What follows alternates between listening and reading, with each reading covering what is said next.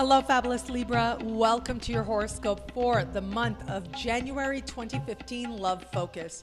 I am your astrologer, Nadiya Shah. Thank you for being here. What a big month it is for you in the context of love. Now, it isn't just this month. It's actually energy that begins this month, early in the month, takes you right into next month as well. So I will be here to talk about it more next month, of course.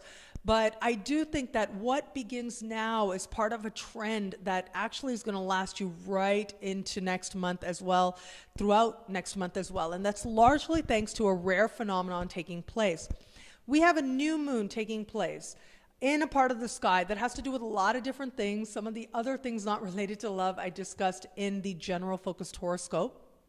But for this particular love-focused horoscope, this is a part of the sky that has to do with romance. It has to do with dating, flirtation. It has to do with being awakened thanks to love. And this particular new moon is happening at the very beginning of its respective sign. Now, what is really interesting about what's taking place is normally you get one of these new moons once a year. However, next month, back to back, 28 and a half days later, we have another new moon happening in the same part of the sky, except it's towards the end of its sign. And so this suggests to me that whatever begins now will have another chance, will have another beginning again. And to instead of thinking of it as one person, one opportunity, and that's it, think of it as part of a continuing journey that has to actually do with love that might or might not have specifically to do with one person. What we also have happening this month is Mercury. Mercury enters this part of the sky early in the month, enters shadow early in the month, goes retrograde 3 weeks into the month, begins to go retrograde in this part of the sky as well, and will stay retrograde into next month and enter shadow next month as well before leaving shadow. So what's so interesting to me about all of this is that this is really reconsidering love and also looking at the information that you're getting around love as well, and maybe not always having a clear-cut answer, and maybe things not being what you think that they actually are. Now, I gotta say, when you see something like this, it is not uncommon. I mean, it does happen. Let's put it that way. Not that it's common or uncommon, but I gotta say, if you break up with somebody while Mercury is retrograde in this part of the sky, chances are you won't stay broken up.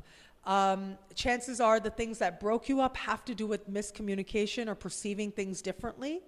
And eventually, there does tend to be that whatever happens during a Mercury retrograde, it is undone. So if you end up breaking up with somebody, chances are that you'll get back together with them, especially once Mercury starts going direct, and especially under the sky with two new moons in the same part of the sky as well.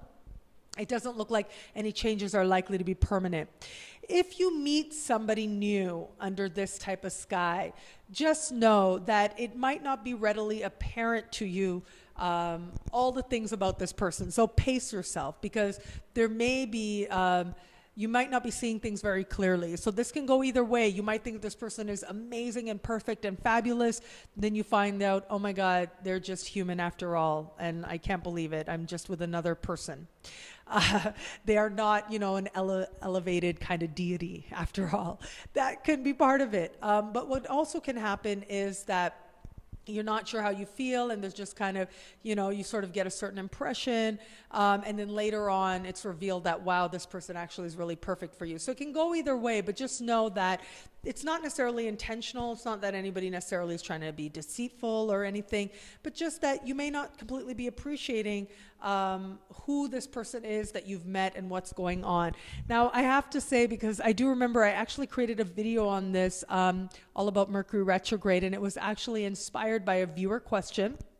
And somebody asked and shared a story that her daughter had met somebody, but Mercury was going retrograde or starting to go retrograde. So she was waiting until Mercury wasn't retrograde anymore to actually go out on a date with this person, which I thought was so adorable. But I do think that, look, you've met somebody, it's a Mercury retrograde, it's a Mercury retrograde. You might as well enjoy it and get to know them, knowing that other aspects are going to come out later. If you meet somebody during a Mercury retrograde and you want to sort of reboot that after Mercury goes direct, you're like, okay, catch me once Mercury's not in shadow anymore. Call me in the beginning of March.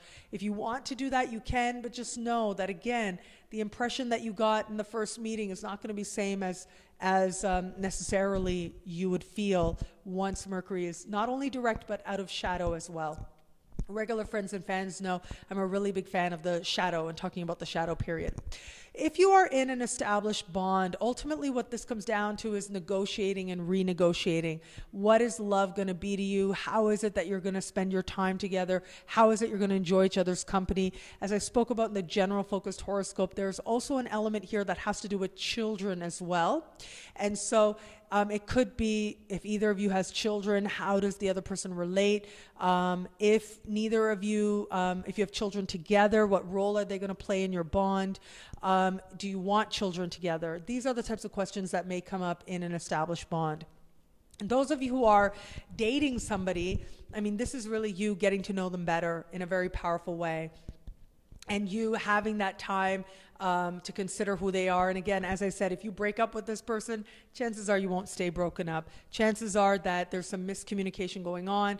And chances are that you guys really need to talk things through a lot and come to a different understanding of who you guys are together and where you're going. And that really is it, coming to a different understanding. A more evolved, more grown-up understanding at that. And those of you interested in meeting somebody new, well, there's going to be lots of flirting. You are going to get your flirt on, so that definitely is going to help you in not just the pursuit of love, but in your availability to love. And it does look like there are going to be opportunities, certainly, to connect with other people. And of course, you can decide how it is that you're going to interact in those situations and where it is that you want to go.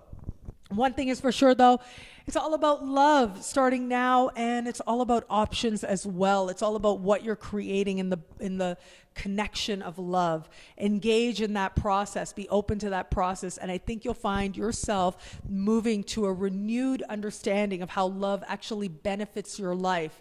And from there, you'll find yourself more deeply appreciating the love that you have, the love on offer, and the love that is very likely to be.